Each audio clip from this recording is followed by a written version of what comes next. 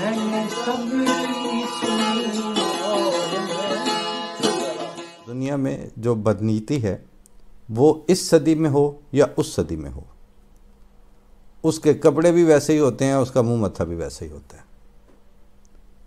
اس بدنیتی کے ساتھ، اس طرح کے جھوٹ کے ساتھ آپ کو 50-60 سال طے در طے آپ نے تہیں جمائیں۔ اس کے بعد پھر یہ جو ہلری کلنٹن نے کل پرسوں ڈیپ سٹیٹ کی بات کی اور لوگ اب اس کو شیئر کرتے پھر رہے ہیں کہ جاؤ ہلری کلنٹن کے اوپر بھی جا کے آپ 12 تھانے میں غداری کا پرچہ دے دو۔ یہ ڈیپ سٹیٹ یعنی آرمی کی اسٹریٹجی تھی،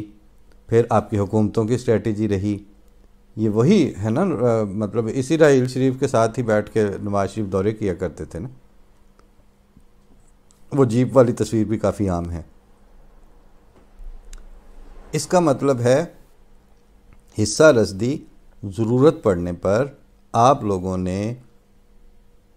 رسپانسو ڈپلومیسی کے ٹیکٹکس کے طور پر جہاں جھوٹ بولنا ضروری سمجھا، جہاں عوام کو بیوقوف بنانا ضروری سمجھا، جہاں ان کے مفاد کا اوپر سودا کرنا ضروری سمجھا، وہ آپ نے کر لیا۔ یہ حرکتیں کرتے کرتے آپ کو آج 40-50 سال گزر گئے ہیں۔ ہم تو باہر تھے، ہم ان معنوں میں باہر تھے کہ ہمارے ووٹ سے بھی باہر تھے اور آپ کے ڈیسیژن میکنگ سے بھی باہر تھے، آپ کی کسی بھی حیثیت میں ہم آپ کے ساتھ نہیں تھے۔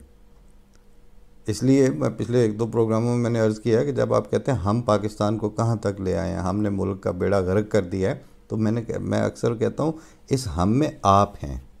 ہم اس ہم میں آپ کے ساتھ شامل نہیں ہیں۔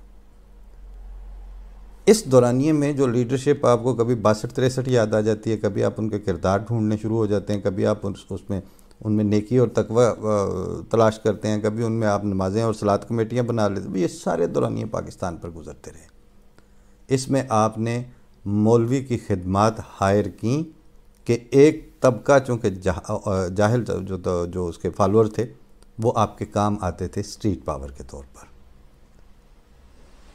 فیصلہ کن سیٹ نہ مولوی کو ملی، نہ آپ نے دی، نہ آئندہ دینی ہے آپ نے۔ ابھی کتنا جمعہ 8 دن ہوئے ہیں نا اس کو آگے لگائے ہوئے فضل الرحمان کو، لیکن جہاں جہاں اس نے لگام چیرنے کا خطرہ ہے وہاں پہ آپ پیچھے ہٹ جائیں گے۔ اور زرداری تو گلی بنی پہ پیر ہی نہیں رکھتا،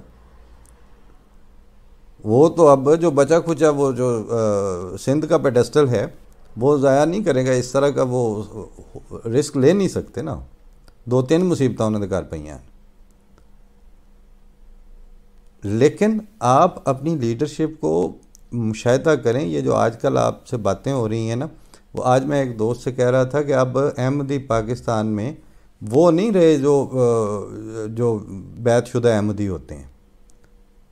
وہ جن کے حقوق کا کوئی پرسان حال نہیں ہے، وہ جن کے بچے مروا کے اس کے بعد ان کا کسی نے پوچھنا نہیں ہے، وہ جن کی عزتیں عصمتیں لٹ جانے کے بعد ان کے پرچے نہیں درج ہونے،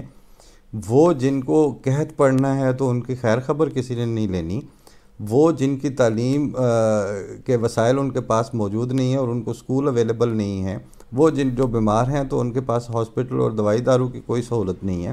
جن کو سیلاب تھپیڑے ماریں تو ان کے لیے ہیلپ کے لیے کسی نے نہیں پہنچنا، وہ سارے احمدی ہیں اب حق تلفی کے لحاظ سے۔ اور وہ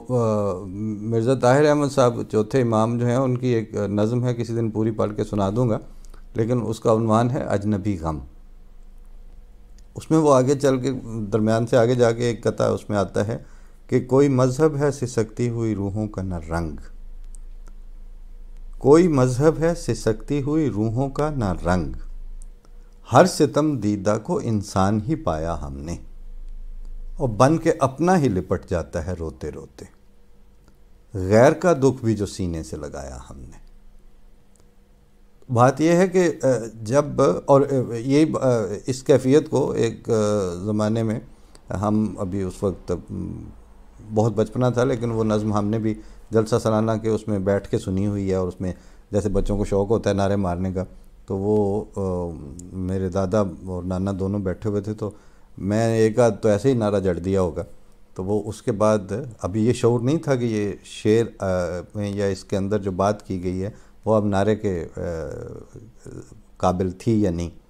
تو وہ ابھی ان کے منہ سے مصرع نکلا تو ادھر سے نعرہ تکبیر شروع ہو گیا. بچے تو ایسے ہی کرتے ہیں وہ سب جگہ پہ. تو اس کے بعد مجھے یاد ہے وہ میرے نانا یا دادا دونوں میرے ساتھ بیٹھے ہوئے تھے. تو وہ میرے ایسے پکڑ کے کہتے ہیں تینوں اسی دساں گے جتنے نعرہ مارنا ہویا تو اپنے آپ نہیں مارنا. تو اس کے بعد پھر وہ جب ایسی جگہ آئی تو خیر وہ ایک کیفیت تھی جس کا وہ پورا جلسہ گاہ اور وہ سارا وقت آج تک یاد ہے حافظے میں بھی اور کیفیات میں بھی اور روح میں بھی. اس میں بھی ایک شعر تھا کہ کم مایہ ہیں پر قدرت نے ہمیں احساس کی دولت بخشی ہے. کم مایہ ہیں پر قدرت نے ہمیں احساس کی دولت بخشی ہے. ہر آنکھ سے آنسو پونچھیں گے دکھ بانٹیں گے سب انسانوں کا.